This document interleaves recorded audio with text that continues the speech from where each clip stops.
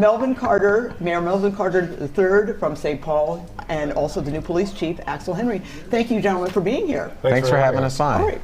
I want to bring something up very quickly. Property taxes in St. Paul, up 15%. I just talked to a woman this morning who said she feels it's out of control.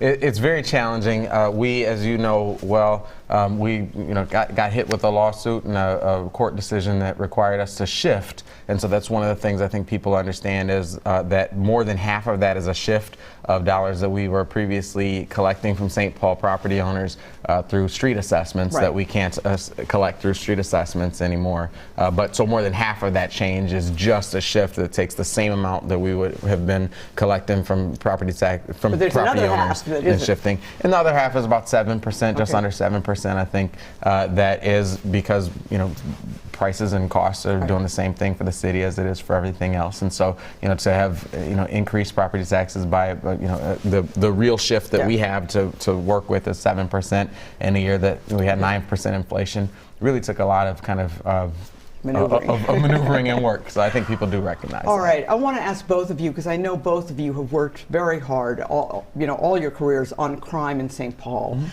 Chief, there was a shooting in St. Paul on Monday night in which 2 people were killed in the Skyway right near the light rail site. I do not think that anybody has been caught in that incident.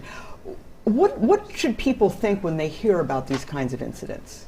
Well, I think we as a community should all be very concerned when violence, wherever it pops up in our city, is present. That case actually happened on the Metro Transit part of the real estate that they were responsible for. So the BCA is actually an investigative body there. But it also, I think, kind of highlights what we're trying to do here in St. Paul, which is bring all the different groups together so we're simultaneously working on our problems, whether that has to do with fixing the environment that's around there, with the way we change and the way we build infrastructure there, but also police departments like Metro Transit and the St. Paul Police working together in a better way. And we can't afford to waste this tragedy. We have to.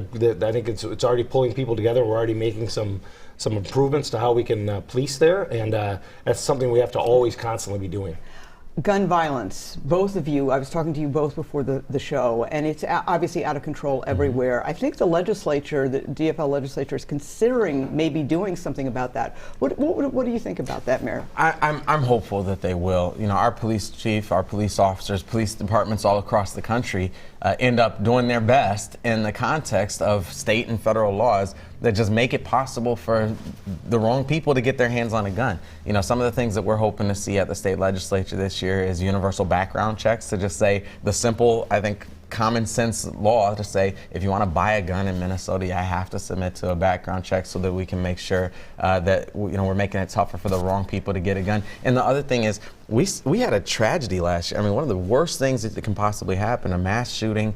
We lost the life of a 27-year-old woman. This was on 7th Street, very popular, right by the Xcel Energy Center. And one of the guns used in that shooting was supplied by a straw buyer, somebody who had bought 33 guns in a period of just several weeks to sell them all to people who were ineligible to buy guns. We have to shut things like that down to give our police officers an easier job to do. Let me ask you that. Are your officers being confronted more with guns on the streets? Absolutely. When I started doing this job over 25 years ago, an officer might take 2 or 3 guns off of traffic stops or things like that, or investigative stops in a year. We have officers that routinely get a couple a night.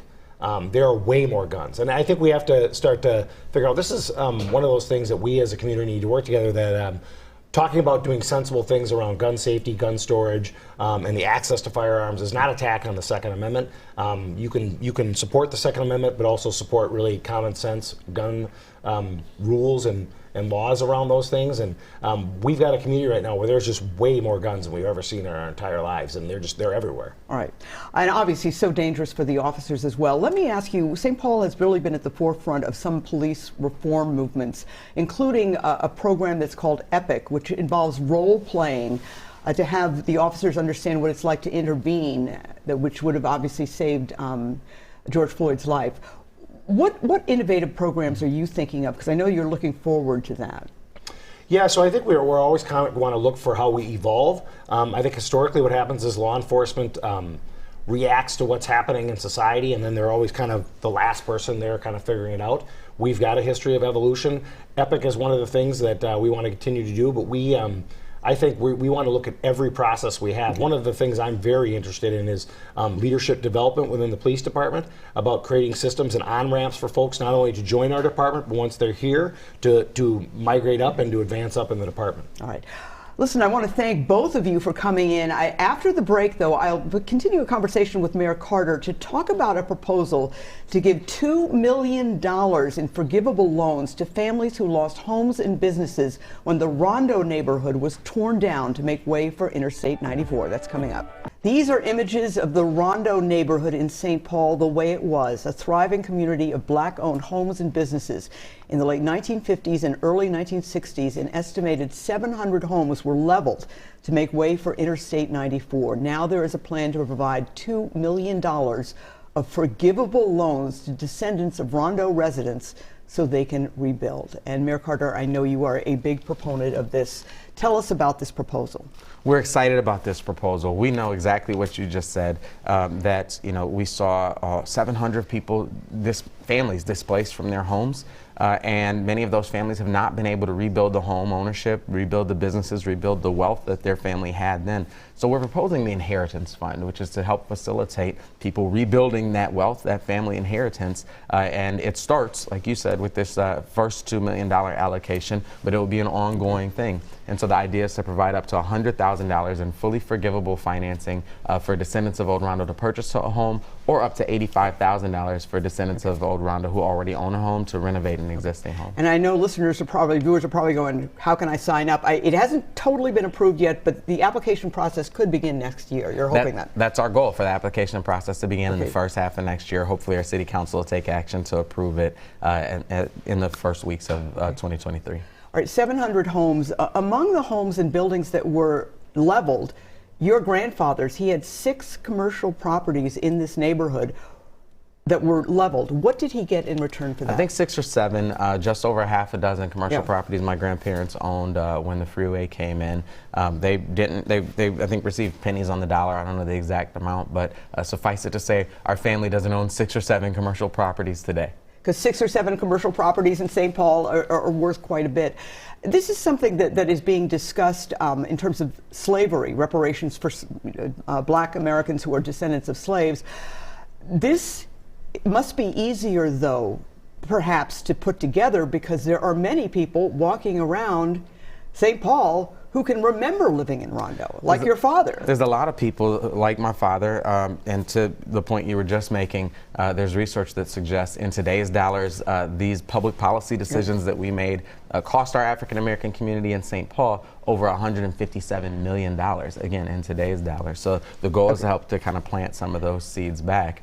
We've got another group that our city council is leading who are thinking through kind of the issues around reparations and some of those concerns. But you're exactly right. We know who owned those properties. We know what families were displaced by them. That was, in many of our community members' memory, and we can do something about it. And what's really incredible here and very sad is that this happened in almost every major city in the country. Black neighborhoods just completely leveled. And I know that this proposal is getting a lot of attention from those other cities. Tell us about that. It is. We haven't seen anything of this scale and magnitude to say we can address this. Many cities like St. Paul have been giving public apologies for these public policy decisions for decades now. But without resource, the apology becomes somewhat empty after a while. And so our goal is to help to replace that wealth creation, to replace some of that home ownership opportunity. And we're seeing a lot of interest in other cities who are looking closely to see how we're doing it, with interest of following our lead. Well, I'm sure there's a lot of interest in St. Paul as well, because a lot of people are involved here. Well, thank you so much, Mayor Carter, and also thank you to the police chief for coming in. We really appreciate it. Thanks for having us on. And go Vikes. Go Vikes, yeah.